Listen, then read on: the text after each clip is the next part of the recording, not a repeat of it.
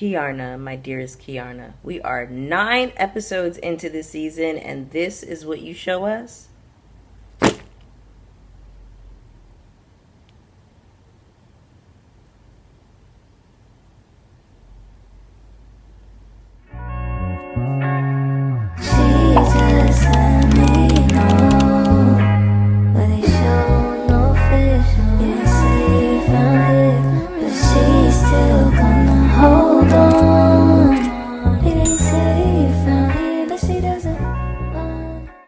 What's up, everybody? It's your girl Bonnie Scotch. Thank you so much for tuning into my video today. I wanted to bring you a review for Real Housewives of Potomac. This is season 9, episode 9. We have some very important things of note to discuss for today's review, okay? But before we get into today's review, go ahead and hit the like button for me. When you hit the like button, not only is it a free way to support my channel, but it's also a way of letting YouTube know that I'm here and that you all are rocking with my commentary, so YouTube starts to shoot my content out to other viewers just like you, an audience who ordinarily would not get an opportunity to connect with my channel.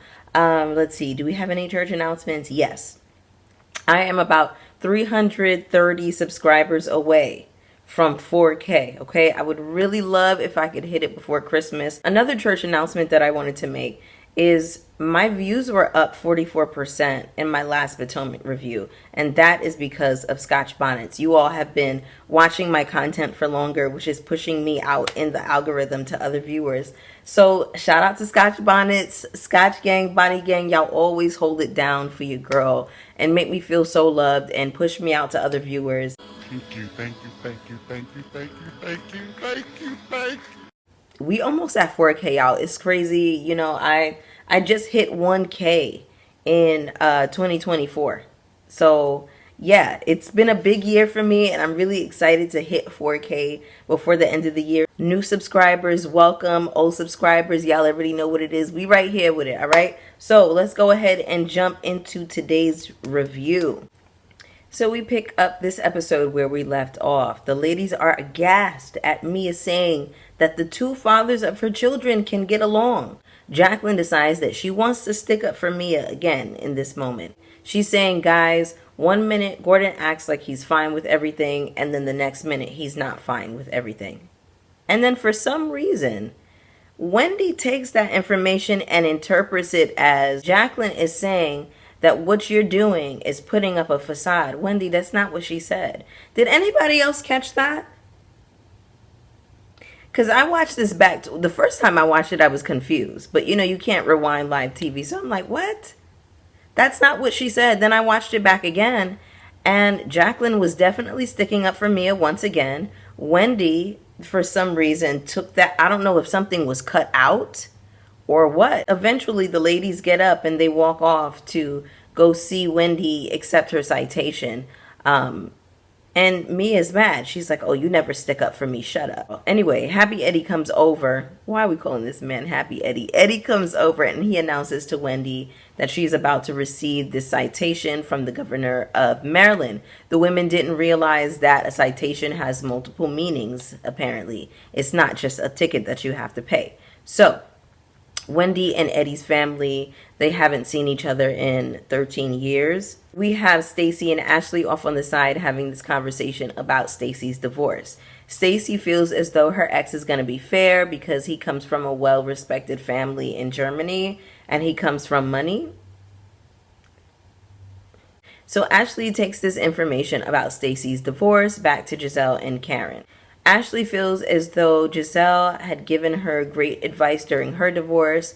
This is the one time that it feels smart and appropriate for Ashley to carry information back and forth. It doesn't feel messy in the scenario. It actually feels like Ashley is trying to be helpful. Guys, since my last review, I've done some digging, okay? Now, we have been having this conversation about how old is TJ. He claims that he's 41. I don't believe that he's 41. Hello?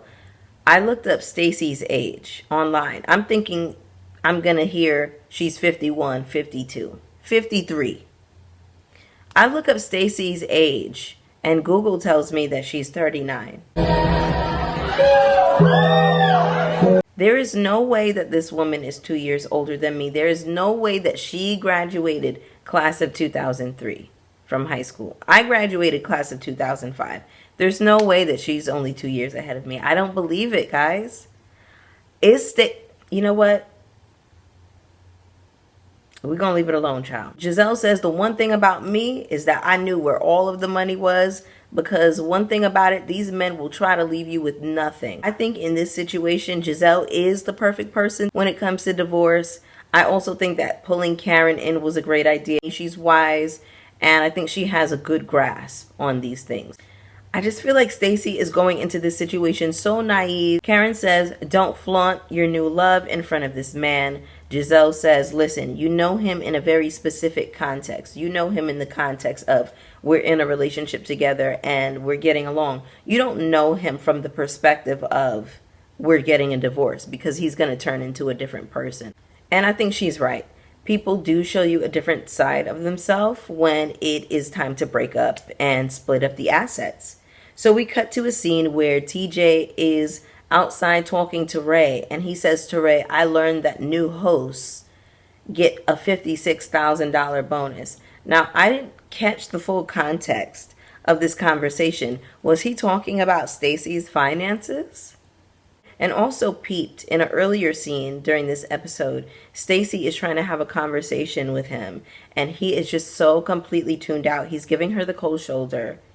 He's not present at all for the conversation. He's kind of stonewalling her at this point. Stacy says that from her experience, this divorce is different from Ashley's. And I'm just curious to see how this is all going to play out. Then we see Wendy introducing the children to their aunts. It was really beautiful in this moment to see the family coming together to embrace one another. It was a really sweet scene. Eddie's sisters were crying tears of joy and more than likely relief, and I'm just really happy to see this. In the next scene, we have Giselle and Grace meeting up at an ice cream shop.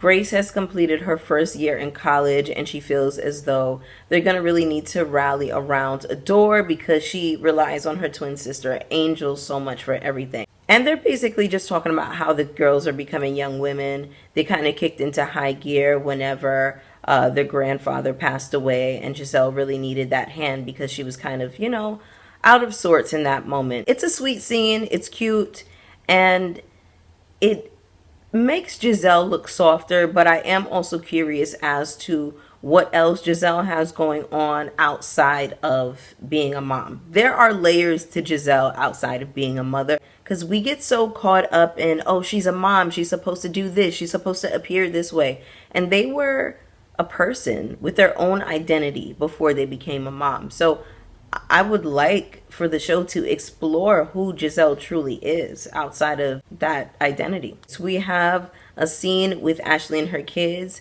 I guess she's going to drop them off at Michael's house. I wasn't really paying attention. She says that she has the kids 7 days a week, but Michael has them on weekends. I don't really understand the math on that one, but whatever. She says that she knows that they're about to get into a fight. Ashley, this is the life that you chose. And remember, you signed up for this. The next scene, we have Kiana meeting up with her boyfriend, Uggums McGee, in the office. She came in and brought everybody some lunch. He said, the food is finally here, yes. Now, Greg's mother is in there, and so is his brother as well. Apparently, he started Open Arms, this business, 10 years ago. As we know, he is a licensed clinical social worker. Now, Kiana says to us, Greg thinks he's my boss.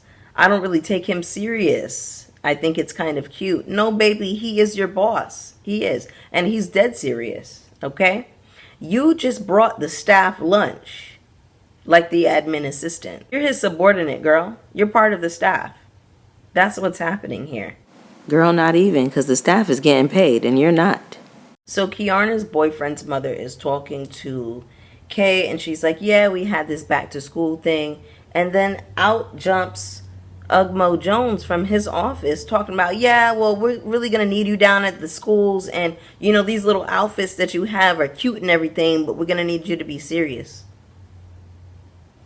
Oh, y'all, this man jumped out of his office to enforce a dress code on his subordinate, on his employee. That's what happened in real life. He jumped out of his office to tell her, yeah, all of that shit is cute. But when it's time to come to work, when it's time for me to work you, I need you to look professional. I said,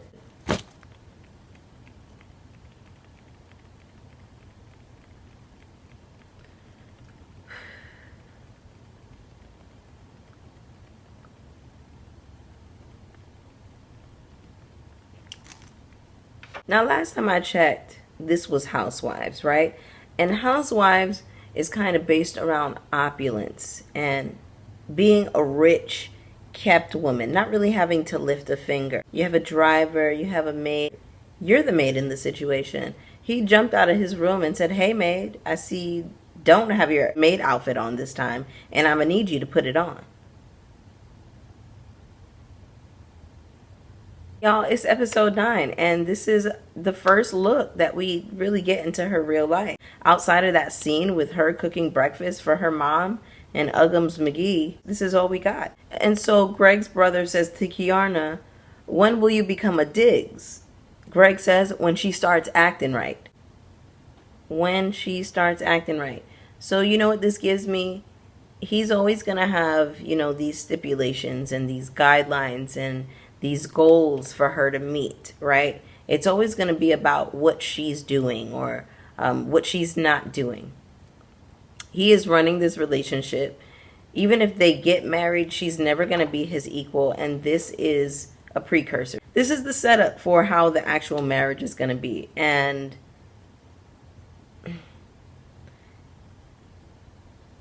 why did you bring this to us? You don't know that this looks crazy? Do you think that this is okay? You think this man talking to you like this is okay? Not that a good looking man talking to you a certain kind of way is, you know, he's always going to dangle that carrot over your head and move the line, give you assignments, things to work on. And you're always going to have, you know, this dynamic of you are the student and he's the mentor, and you have to try to prove to him that you're going to get it right. This is crazy. Kiana in her tagline said she stood on business. Girl, you stand on business with everybody except for this unsightly man. Oof. I just want soft life for the girls. Is it so much to ask? On a show where I am expecting to see some type of peace and ease, is it so wrong that I want soft life and rest for the girls? I don't know. Kiana, here's the thing. You don't need to marry this man, baby. You're only 36. You got a lot of life to live. You're gorgeous. You're ambitious. You need to put the energy that you're putting into his practice back into your business. You could start another business with the energy that you're putting into his. If you're going to do all that work, baby, do it for yourself. And make it work for you. The way this man is talking to you is absolutely insane. I'm disappointed. You know, I just hope that this season being on TV can be a mirror to Kiana, and hopefully she can use this as an out, as a way to get out of this relationship. I'm just disappointed. I was excited to see, you know, some fresh new energy with Kiana and with Jazzy, and you know, Jazzy went on Carlos King looking an absolute mess and a clown. Well, she didn't look a mess, but I mean just like the context of everything that she was explaining. Anyway, Kiana says that she is 36 and he is 42. There's only a 6-year difference. She says that he's like a caveman and this is so 1960. He's expecting dinner. I just want to be free. But Kiana, you're going along with it. You're playing into it. This is the man that you are entertaining marrying. So, what?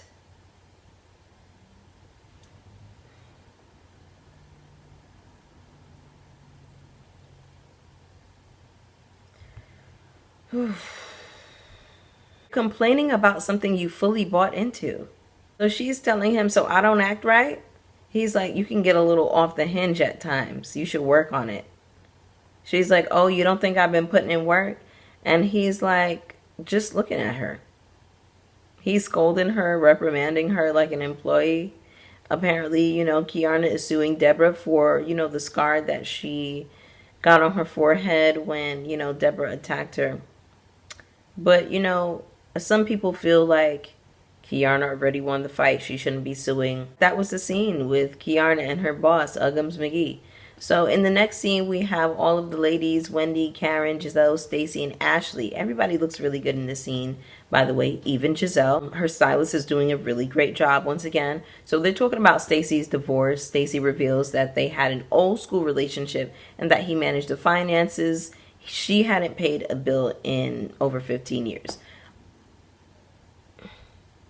See the math on that. You see? See?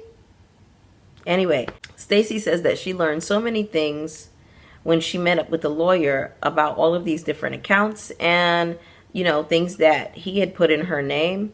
Wendy reveals that she is kind of in the dark about some of the finances because Eddie takes care of the mortgage and she takes care of things as it concerns the children. That did surprise me to hear that from Wendy.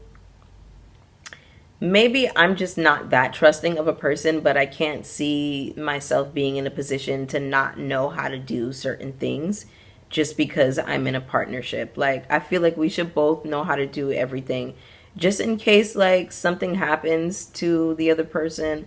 What if a person is sick? What if I don't know. It's like, babe, can you log in and pay the bill? Like, I don't know. Like, both should know how to do that. I don't know.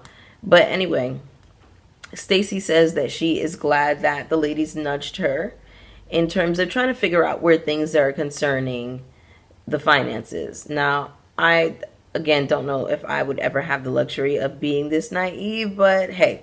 Then we learned that in Ashley's mediation with Michael, there is a confidentiality clause. He wants her to keep her mouth shut about the marriage in perpetuity. I perceive this to mean there's a lot that went down in the marriage and he knows that she's going to be on the show, and after the divorce is said and done, he doesn't want her talking about anything, blowing up the spot. And Ashley doesn't agree to this. I think that it's a good idea for her not to agree. She says it was a 9-hour mediation. Ashley says that she doesn't want to sign this confidentiality clause, and they're not going back to mediation. She can file a public complaint, which means that, it puts all of their business on Front Street, and the other option is that the attorneys can come to an agreement. So Karen says, look, he wants silence, and this means that she can get alimony, so she can get paid. So there is hope for Ashley yet, okay? In the next scene, we have Karen and her daughter Raven meeting up for a little bit of lunch. I'm just wondering why nobody was in the restaurant. They have a little sit down. It was cute, I guess, but Karen is like bringing all of her family members into this story about her DUI, and it's just like, okay, whatever. Now we have Mia and Jacqueline meeting up at some boutique. Mia says, I have a friend that needs a little assistance. She says Jacqueline is a country girl. She grew up on a farm with horses. I don't even know if she wore shoes back in the day. She's not a fashionista. It doesn't come natural. Now, Mia is going to take any opportunity she can to drag Jacqueline. I have to say, though, that Jacqueline looks really cute in this scene at the boutique. She kind of has like a rounded, textured bob, like a one length. It's a one length bob. It's like a beachy wave kind of thing. And it just makes her look really soft and pretty. And she looks gorgeous. And I don't know. I kind of just wish we got to see a little bit more of who Jacqueline really is. And obviously she's become friends with some of these girls outside of the show. So there's something to her. She's obviously cool. You know what I'm saying? So I'm just like, I just wish that she wasn't so latched onto Mia and that we saw her shooting with, filming with the other girls and things like that. It just feels like such a missed opportunity for Jacqueline. I feel like Jacqueline is so much more interesting than what we're getting. So now Mia is talking with Jacqueline about this conversation concerning Giselle, talking about what's been on her social media. Mia says that it was inappropriate for Giselle to bring it up in that setting. You all bring up any and all inappropriate conversations in every setting that you're in. So I'm just wondering, like, what's the difference between, any other time and Wendy's birthday party? Mia, shut up. Mia says that she's questioning my family and who I am as a mother. Girl, we all are. We've been doing that since last season. since you brought it, well, you and Gordon brought this whole paternity storyline to the forefront. We have all dragged you for being a terrible mother. Now, I think a part of it is that it's just not easy to receive from Giselle. I think that right message, wrong messenger concerning Giselle. Like, Giselle has brought up paternity storylines from Monique. She brought her own ex-husband, her own baby daddy on the show, who has about 8 baby mamas or whatever the case is. And whenever Mia was gutter sniping and throwing drinks in people's faces and going upside their heads with her pocketbook, it was all fine and well for Giselle. I think that's why it's hard for a lot of people to receive what Giselle is saying. But she's not wrong. You are a terrible mother. You are a trash mother. Girl, this is garbage. Mama, this is garbage. Now we have Ashley scaling a wall to raise money for the homeless, because remember, she and Sheila were homeless when she was a little girl. She is, trying to raise money for the cause. Giselle and Stacy show up. Karen comes in. Wendy comes. All of the kids are here together, okay? Now, all of the women are looking really good in this scene. Giselle, once again, looks really good as well. She has on, like, a really colorful slip dress. Looks great. Wendy shows up in, like, this lime green floral. It looks like the rouging looks kind of floral. It looks really pretty. She looks gorgeous is what I'm trying to say. Mia shows up shortly after. All of the kids are here. Now, I don't know if y'all noticed this, but Stacy's daughter, little Miss Arabella, and Cameron were together. Arabella was holding her hand and guiding her off somewhere. It was giving me like she very much stepped into big sister role, and I was here for it. I say, yes, niece. Yes, Miss Arabella. I love to see it. Very sweet scene. It was just a flash. You had to really be watching to catch it, but I did catch it, okay? I say, yes, Miss Thing. So Ashley comes down from the wall. Mia and Giselle are off on the side. Mia is basically telling Giselle that, you try to come off like you are such a perfect mother, but in reality, you told me that your daughters were sneaking boys in and out of the house when we were staying in DR. Now, I don't like this, because what you're trying to do is take some stuff that is going on with her teenage daughters and try to equate it to your fuckery. Now, teenagers are going to do what teenagers do. Grace, or whoever it was that was doing it, I don't know if it was Adore. I don't know who it was. They're 18, okay? They're going to do what they do. They're teenagers. Dragging teenagers into this situation is so low and scummy and scuzzy. You're not even addressing how trashy of a mother you are. Giselle, if you don't get Mia for this, I'm going to get you. I'm going to get you, Giselle. Now, Giselle, you better rag, tag, drag Mia. Do you understand me? You better get her. It's not that they were bringing boys in and out of the house. It's that I caught a boy on the ring cam.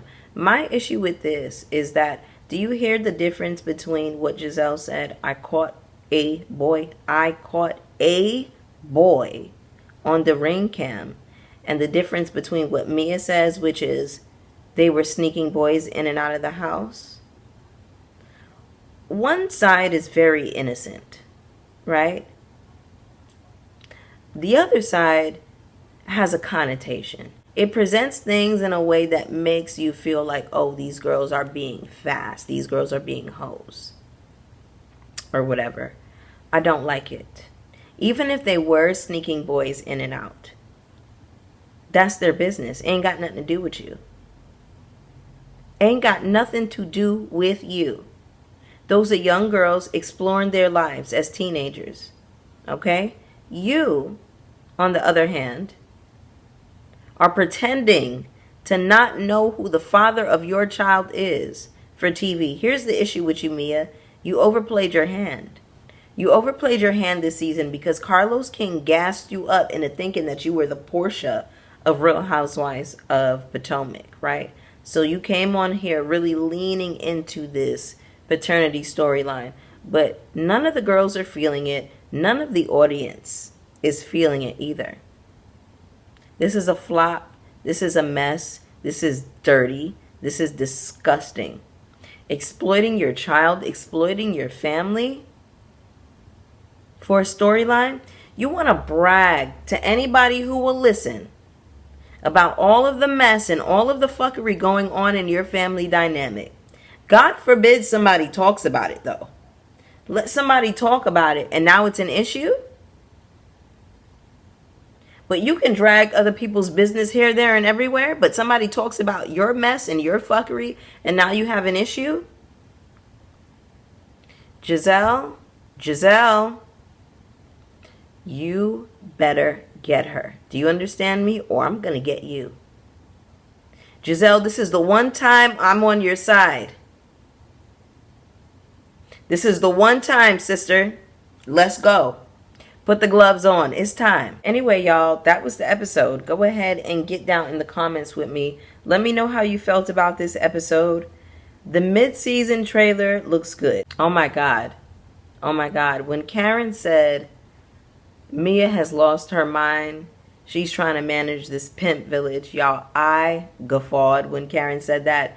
But other than that, you know, I felt like this was just another okay episode. But yeah, let's talk about it. Get down in the comments with me. You know I want to hear from you. Hit the like button on your way out. Hit subscribe if you haven't already. Hit the notification bell so you know when I'm posting. And I will see y'all for the next one. Peace. Ladies and gentlemen, there's something about this girl, man. From around my way. Ever try to hold back your feelings?